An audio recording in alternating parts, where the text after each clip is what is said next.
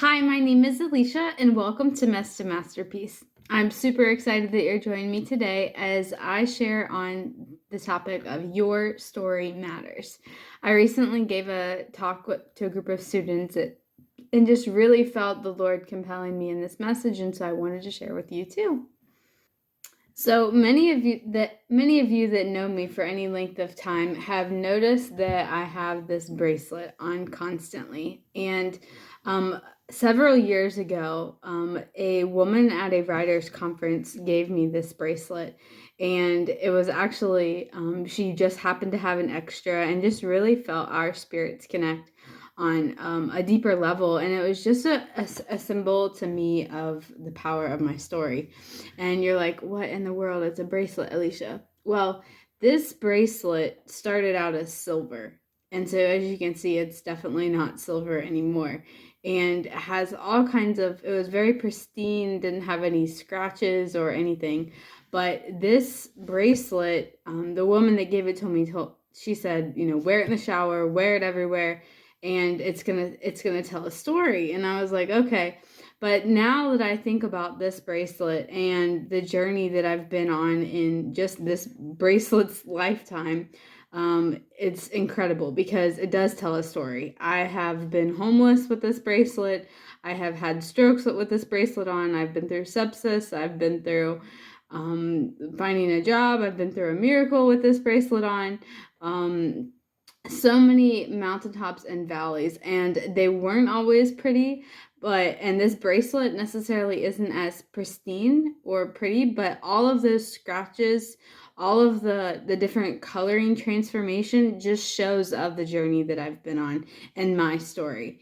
And I'm here to tell you today that no matter what your background, no matter how old you are, if you're 10 or if you're 100, your story matters. And so it's really important that we share our stories. And one of my favorite scripture that I go to when I'm thinking about stories that has just been a really pivotal point in my journey is Isaiah 61. And you can go back through and read that. But there's several key components in that passage and this contrast of the before and after that I want to point out when we're talking about why share our stories. So first off, it sets you free as well as others free. It's amazing the power. We talked about it in the last video about uncovering things and the need for exposing ourselves and our stories and our history and things that have happened to us and how that brings power. And so when we bring that to light, when we are inviting in healing as well. We can't fix something if we don't know it's broken. And so when you're sharing your story, that allows you to be set free from whatever that controlled you. Doesn't mean it's all perfect or you have everything figured out, but it doesn't give as much power. It also brings in that idea of me too, and the fact that we're not alone. There's so many things that when we go through in life that we think, oh, we're the only one, this is the only time this has happened. But I continue to be amazed about how many other people have been through things I have. When I start talking about it, like, very different circumstances in life, and especially with my physical healing, and it's been incredible to see how many young people have been through strokes. And I know, for example, Catherine Wolfe was one of my really big heroes as I was walking through that time of stroke recovery, because I saw that she had done it too, and that came out of the heart of her sharing her story.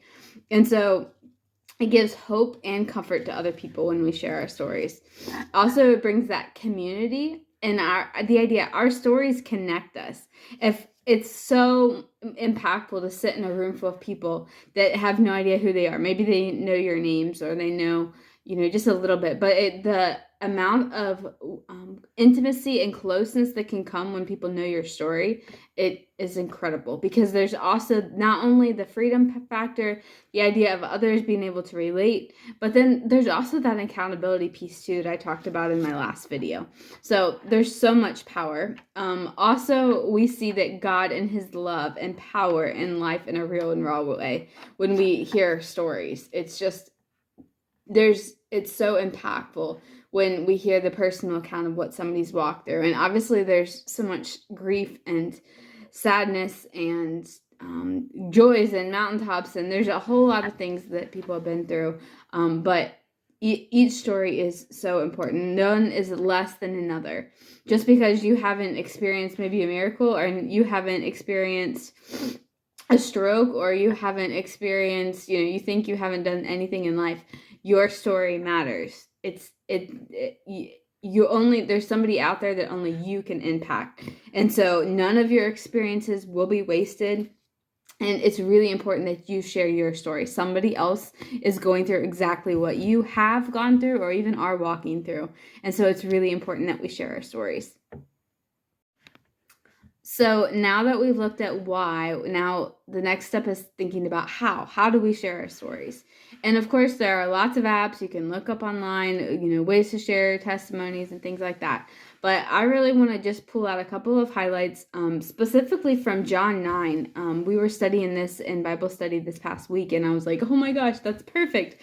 Because there's such a simplicity about it, but so raw and truthful. And that's really that's the highlights of this.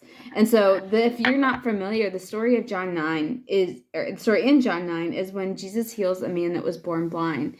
And what happens is at first the disciples asked Jesus if this man is a sinner because he was blind. And Jesus explains that it wasn't, he said this happened so the power of God could be seen in him. It's not about the man. It's not even about the sins. It's sometimes that when we go through suffering, it's all about just bringing back power and glory and honor back to God where it came from in the first place. And so then he continues on, and he spits on the ground and puts mud over this man's eyes, and then goes and tells him to go wash in this pool of Siloam. And so the man does. And that's another point I want to make, that he takes that leap of faith and steps out. And sometimes God asks us to do things that we are probably really weird or uncomfortable, but it's ultimately for our healing. And that's kind of what sharing our stories is too. It's uncomfortable, but I promise that it's worth it. And so after we see he goes and he comes back, and the neighbors and even his parents, and the Pharisees, they're all questioning, like, who healed you? What did he do? What did he say? And especially because it was on the Sabbath, and that was typically known as a day of rest. And so there were lots of people questioning him. And so he just continues to go on. They ask him questions, and he tells them the story very simply. And then we get back up to verse 25, and this is kind of the highlight. He says, I don't know whether he is a sinner, the man replied, but I know this. So he's talking about his personal experience. I was blind, and now I can see. And so they keep asking him questions, and he goes right back to that. I was blind, but now I can see. And so when we think about sharing our story, it's simple. It's not about the fancy words, not having all together, being able to answer even all the questions. I can tell, especially with my miracle, there's been so many people asking me all these questions about, the logistics and how it happened and why it happened. And, I don't have understanding or answers for everything. I've just explained what happened to me. And that's exactly what you should do too. No matter what that experience is, no matter what your story is, tell what he has done for you. You don't have to even shy from where you came from. I love how this man says, I was blind. He acknowledges his brokenness, because then that allows the power of God to be magnified.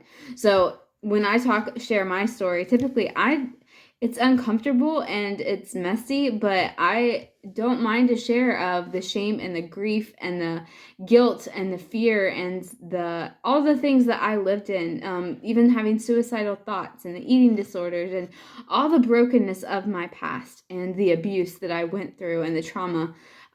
Yes, it's messy. Yes, it hurts to talk about, but it's ultimately for my freedom and for the freedom of others. That's how I just continue to remind myself. And so people can argue with theology, but they can't argue with your story. It's your story. And so that's something to keep in mind as well. Thinking about, what has he done for me? What has he done for you? That's the gist of where it starts. And if you feel like he hasn't done anything for you, if that transformation hasn't taken place of where you were blind and now you can see, physically, mentally, emotionally, we all have different things that have changed in our lives or not. And so that's a check to see if you're a follower of Jesus. If you don't see any change, then that's another issue to dive deep into. But just try to look through your story and see about that contrast. A lot of times it's referred to as dark and light. So when were you in the dark in your life, and when were you brought to the light? The other thing is with sharing our stories is that we have to be ready. It doesn't need to be on a stage or a Zoom call, or, we think about these high and mighty, people speaking and sharing their testimony, maybe at church or another event that you attend or somebody on YouTube. It doesn't have to be like that. It's in the real and raw everyday conversations that mean the most. And I know many of the stories that have impacted me the most are because they've been the closest to me. Whether it's close in proximity, whether like my great grandma was one of the huge people in my life that her story played an impact on me, and her hard work and her love of the Lord. And so seeing that firsthand, because we had that relationship, that is where everything was birthed from. And so be ready for those everyday conversations, your teachers, your friends, your family members. And yeah, when you have the opportunity to meet somebody, at the grocery store or your job or anything else like that kind of would be out of the ordinary, then you're just going to be even more practiced and ready. The more that you do it, the more that you practice, the more comfortable that you're going to get. And so we must be obedient and sharing and leaving the response to God. So when you feel that tugging on you, you don't have to worry about, oh, well, what happens if they decide that, I'm crazy, or what happens if they decide that they don't want to follow Jesus, or you just be obedient and doing what God calls you to do and saying the things that God calls you to say. And that comes through prayer and listening to the Holy Spirit's leading. But when we're obedient, then we can trust God with the response. And also, the other thing that came right before this passage and right before the healing is Jesus is talking about how there's such an urgency. We don't know when our time is, and we don't know when that other person's time is. And so it's so important that we do and go and be and tell our stories now and don't wait. You were created for such a time as this. And you aren't too young again, or have to wait to graduate, or have to wait until you're a certain point in life, or have everything figured out. It's okay. And a lot of the times when we share in the midst of our brokenness, it invites other people that are broken too. And so with all that being said, I have shared my story multiple times in many different ways, and just different parts of my story throughout these videos. And so I would love to hear your stories and to get to know you, because you are what make Masterpiece what it is. And that's the heart behind it. It's not just for me to talk and tell stories. I want to hear from you. And so if you have your story that you would want to share, whether that's you make a video and I can post it, or if you would like to interview, or if you would like me to write and put it on a website, your story matters. And I want, no matter what you've been through or what you haven't been through, I want to be able to help you in this process. And so I would love for you to reach out to me, whether it's commenting below, emailing me at contact at aliciascroggins.com. I'll put all of that information in the comment section. But please get in touch with me. Again, no matter how old you are, what you've been through, if you have a job, if you don't have a job, if you're homeless, if you're whatever, if you're laying in your hospital bed, I want to hear your story. And so please reach out to me. And I just pray that you would go out and share your story too with those that you meet.